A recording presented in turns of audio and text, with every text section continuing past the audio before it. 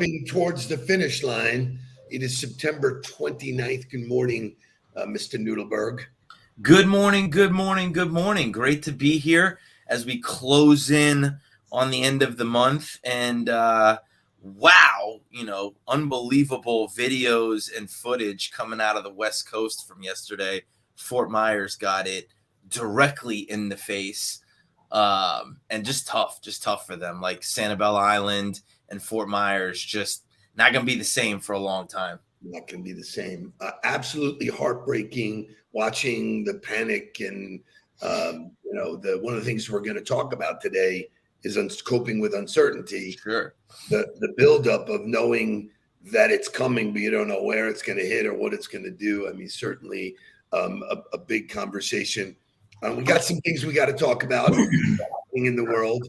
1961, Roger Maris hits 61 home runs. Sure. 2022, Aaron Judge hits. Another Yankee finds himself up in the rafters of 61 or better.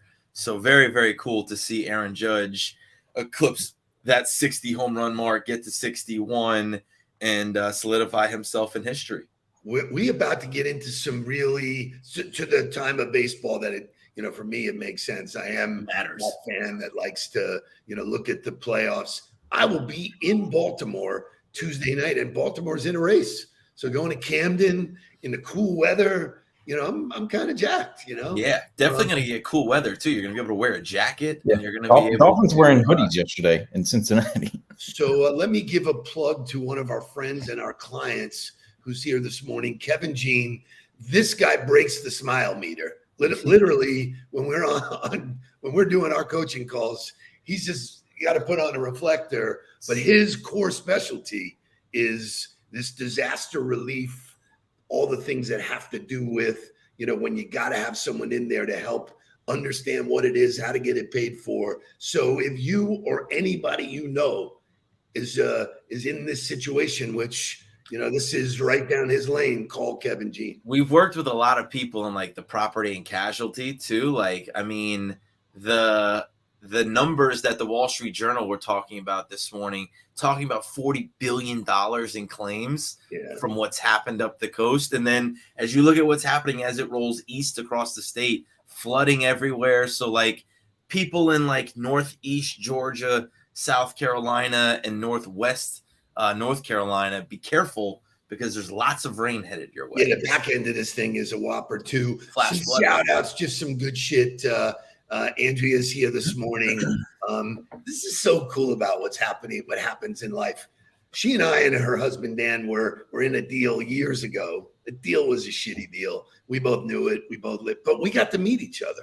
The gold out of that was we got to meet each other. LinkedIn put us back together. It's part of my routine is, hey, what are you up to? She's up to so much stuff that we introduced her to Sean, and she said, I love Sean. And so, it's just awesome. A crazy world. It's just so good. So 2 birthdays, and then we'll get into really cool content today. A big shout out to Miss Lori Salarillo. Happy birthday. We're going to get some music here? Hope so. What, do we surprise you? Of course. I was waiting for him to say the second person, then I was going to do the music. So. Okay, it's Mitch Ziffer's birthday too. So Lori and Mitch, happy birthday. Here come your music. Go. Happy birthday to you. Oh, do we want to celebrate? It's your birthday, your birthday. And this is a song that we dedicate. Happy birthday. This is for you. I can't wait for your birthday again. Happy birthday, Lori. Hope that you have a great day today and you make it look fabulous. Yeah, we're hoping that your place on the other coast made it through okay. I think it went a little north, so you might have gotten spared, but all good stuff. Let's get to wake up music. We got a really fun conversation. It's National Coffee Day, but we have our spin on it. It's not going to be about coffee. It never is. And then we're talking uncertainty, and then whatever the hell you want to talk about, wake us up. Wake up, everybody. Get up, get up, get up.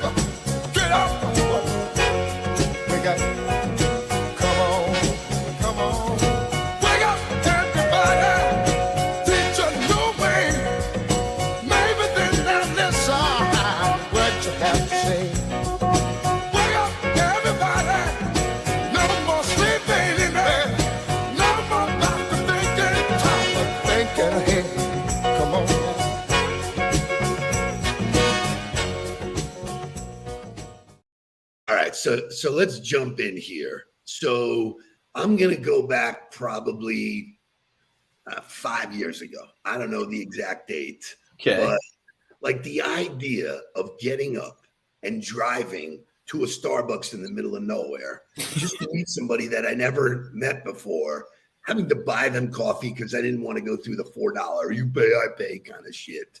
And then sitting down to have what is supposed to be about building a relationship and it turns out to be a dud. They don't show up.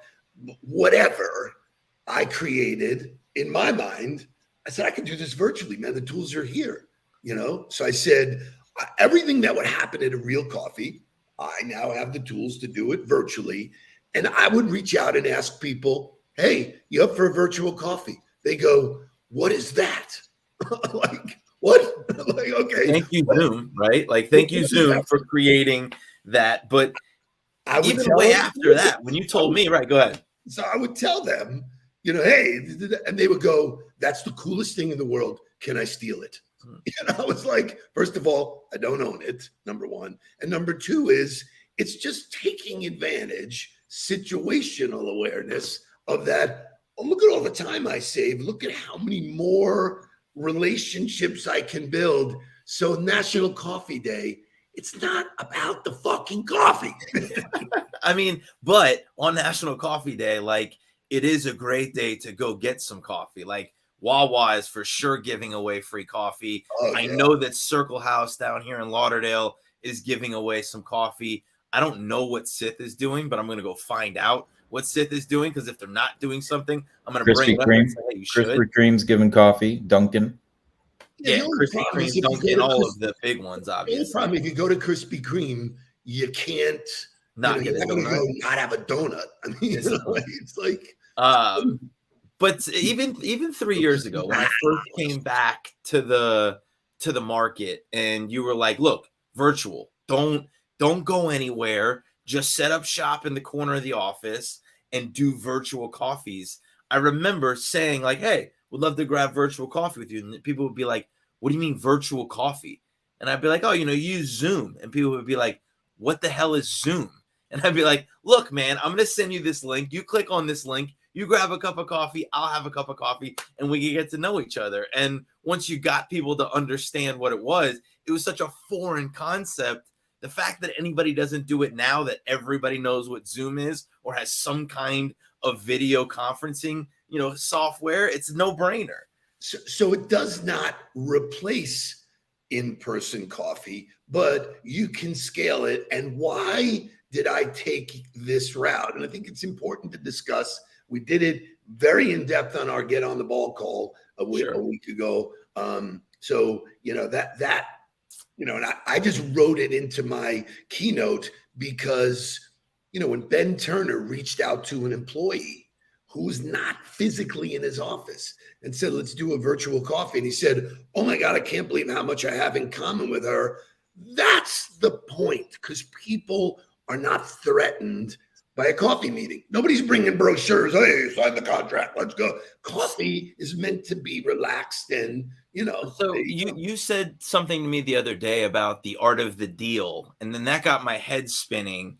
And I kind of went down this road and I was like, really, the art of the deal has always been about the art of the relationship. Correct. And as we've moved towards a digital society where there's all of these automation tools that can help you or that have been used to kind of be put in place for dialing, for emailing, it doesn't ever take away from the fact that there's going to be people that can buy on their own that won't ever have to talk to a human. They want to go do their own thing and they're going to make a decision on their own with their own information and they're going to buy. But there's always going to be somebody who needs the relationship, who needs the guidance, who to work through the process. And the art of being a salesperson or salesmanship as an art is the art of the relationship. And so that the system to do that and leveraging new tools to make you more efficient at it, that's the point of it. Is it's not another gimmick to try to get somebody to transact. It's the true craft of building relationships and looking at yourself as a business for your entire career. So, Mark, if we break it down, what are the possible outcomes that could happen from a virtual coffee? You know, and I ask this to salespeople all the time. I go, what does a good visit look like? They go, oh, someone has the budget and they sign the deal. I go, what happens if they turn out to be the most incredible human being you ever met, and they open up 100 doors for you, and you love each other, and you have this lifelong friend? Would you ever do a transaction with that? To me is like figuring, we go back to defining what success looks like. Like the number one, if I have a coffee with somebody, the number one qualifier is that we built a relationship, right? Like there's reason for more. Maybe it's years down the road, but there's reason to have that person in my life, and there was value created in just meeting that person and getting to know them. That's the first check the box, is that you became friends. If you became friends on that call, or you started to become friends on that call, then maybe you earned the opportunity to learn more about their business. Then maybe you earn the opportunity to really educate them and market yourself to them and what you do and how you do it. Then maybe you had the opportunity to uncover a problem that you can actually solve for them. Then maybe you actually end up doing business together. But look at all of those other outcomes that were prior to that had nothing to do with a new deal. And I thought about this morning when I got up. I went back to thinking about the place that I used to work at. And I was like, the angst I used to have about going into that Monday meeting with them, because I had to review every meeting that I had. And if there weren't clear buying conversations going on, I was being told it was a waste of time. And then I look back at those relationships that I had built during that time and go, wow, they told me that was a waste of time. But look at how those people have become fruitful in my life over the last 3 years. So like the management of that, and really as a leader being bought into, what am I qualifying as success for my salespeople, and how am I celebrating that for them as they work through the process of developing new business? I just found like I'm working with a couple of new people who just joined the roster, and I'm telling them the only thing that you're selling, the first yes you want to get, is to a virtual coffee. Correct. Because if someone's not willing to invest 15 minutes with me virtually, the chances of me doing anything with them are zero. Done. Correct. They don't exist. So virtual coffee, and this is back in the day, you had something on your mind. Hey, let's go grab a cup of coffee. Hey, let's go talk about the game. So here's what's interesting, because if you break it down, which obviously I do all the time, student of the game, what are the things you talk about at a coffee, whether it's in person or virtual? What do you talk about? Family, occupation, what's happening? Hey, what's happening at your job? What's going on? Oh, you just got done skiing. Oh, you just got done this. Oh, you did a marathon. Oh, you did this. Family, occupation, recreation, dreams. Jesus, man, I wish I could do this. I aspire to do. That's what you share. Nobody's pitching products at a coffee. It's just not happening. And when you do, you look like a complete moron. So I agree with you 1,000%. And I think part of that philosophy, where I've had a lot of fun trying to teach that to people, is in the retail space. Yeah. Because that was something that, Poppy and Grandpa did unbelievably well for people that were coming in to the store. They didn't try to transact with them. They figured out who they were. They learned about their family. They learned about what they did. They learned about, what their dreams or aspirations were. And they figured out a way to mold that experience for them to fit it into shoes. That, to me, is, most retail people are trained that people are coming in to buy immediately. And the only thing I want to do is convert them to a sale because they walk through the door. They're not looking at it as lifetime value, right? If I had somebody come in to my place of work, why would I want to make it about a transaction? Why would I not want to make it about me and you and how we could connect, so that whether you do or don't buy today, the odds of you coming back to see me at some other time were extremely high. That to me is playing the long game and not the short game. I love it. And Paula nails it. I believe, and again, all of this is our show, so I can say whatever the hell I want. But the reality is, I believe people buy the experience, not the product or service. It's how you deliver it. There's a zillion people you can go to coach you. I had a great conversation with Randy Newton yesterday, Newton rather. Just great stuff going on. But it was casual. It was, hey, this is your thing. Let's, we're going down the river together, or we're in a car together, or whatever analogy you want to do it. It was never adversarial. It was never, you have my money in your pocket, and I'm going to do everything I can to extract it. It takes a lot of patience. It takes a lot of consistency. I look at it, my virtual coffees, my 50 cups of coffee are like shucking oysters. Boom. You're going to keep shucking them until you find the pearl, so all things great. Let's take a quick break. Let's do some motivational music. Shane, we'll come back and close out with this as well.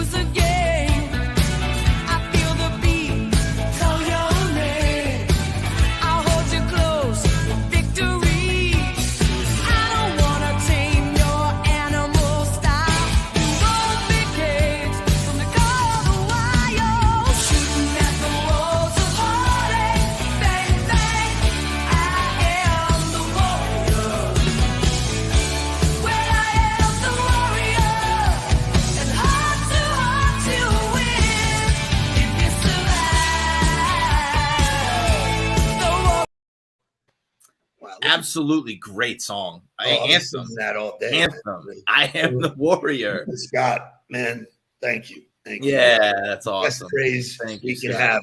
So I want to close out by, a lot of times I have a virtual or a real coffee with somebody, and one of the questions I ask them, I go, "What books are you reading? What's on your brain?" So Brendan Neef, who's a wonderful client of ours, you've now met and has spoken to, he sent me 2 books. Me too. One book, Yep. The Leadership Secrets of Nick Saban. Can't wait to dig into this on the plane. And then this doozy, The Coffee Bean. Yeah. So how appropriate is this? I'm going to read this to you. Life is often difficult. It can be harsh, stressful, and feel like a pot of boiling water. The environments we find ourselves in can change, weaken, or harden us and test who we truly are. We can be like the carrot that weakens in the pot, or like the egg that hardens, or we can be like the coffee bean and discover the power inside us to transform our environment. How about that for National Coffee Day? Be the coffee bean. Be the coffee bean. Understand that we're all changing and whatever. So coffee beans, here's my challenge, because I do it every single day. And this is why I love LinkedIn. I can go into LinkedIn, randomly go through my contact base, right? And just go, my goal is to mine 5 people that I'm connected to who I haven't spoken to in 6 months or more, and shoot them a note. And what do I ask them? Hey, hope you're great. You up for virtual coffee? 15 minutes to catch up. Boom. Stir in the pot, baby. Stir in the pot. It goes back to conversations, right? And I think, I love that Joy is here. Good morning, Joy. Looking forward to being with you over the next couple of weeks. This is a big part of our conversation for her group as a whole is, how do you drive new opportunities? New opportunities come through conversations. most people assume that all of those conversations have to be with people that are new. Why? Why wouldn't, I mean, if you look at any network marketing, the multi-level things, the things they tell you to do are go right to your friends and family and go, do any of you guys want to buy this stuff? Like, this is when your kids come home for a fundraiser, what's the first thing they try to do? Friends and family. Who in the family are we hitting up to fundraise for what's happening? So it's the exact same concept in your business. Stir the pot. Go back and have conversations. See what's happening in people's world. Invest in everybody else. And you never know how it comes back around. So inevitably, I'll close the show with this. Inevitably, in every presentation that I make like this, there's some schnook in the back of the room that raises their hand. They go, well, I don't drink coffee. Like, not about the coffee. You hear out loud, I'm saying it's not about the coffee. So if you want, do a virtual martini, do a virtual happy hour, do a virtual, hors d'oeuvres. It doesn't matter. It opens up, lets people drop their guard and say, okay, this is cool. I don't feel like I'm being pressured into anything. Start it out. What's your story? What's your favorite coffee? It's like, bingo. So, hey, do you like Starbucks coffee? I do. Of course I do. You do. I do. Right? Some people don't. There's a conversation. So go out, get some free coffee, bring somebody with you, send somebody some coffee and do a virtual. But whatever you do, turn your connections into conversations. Bang. Speak to you guys tomorrow. We're back to some of the LinkedIn bad shit. So we'll see you tomorrow. Fins up. Please don't worry about me. I'm about to let my heart speak. My friends keep telling me to leave this. So let's get down to business. Let's get down to business. Give you one more night.